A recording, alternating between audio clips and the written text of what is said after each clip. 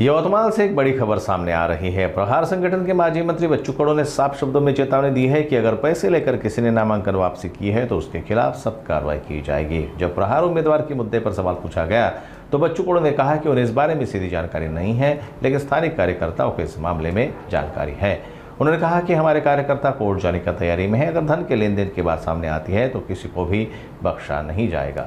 आता नेमका तिथल्या कार्यकर्त्याला माहिती आहे, मलाही पूर्ण माहिती नाही आणि ते माहिती घेऊन असं झालं असेल तर कारवाई होईल किंवा ते आमचे कार्यकर्ता ते कोर्टात जायच्या तयारीत आहे। टाकल्यापेक्षा आखरी उमेदवाराचं स्वतःचं व्यक्तिमत्व आहे आणि त्यांनी त्या पद्धतीनं एकतर अर्ज भरायला नाही पाहिजे, पैसे घेऊन जर मागे घेतले असेल तर उघडकीस आल्यावर कारवाई होईल ना। कोर्टात आपण गेलो आहे त्यासाठी।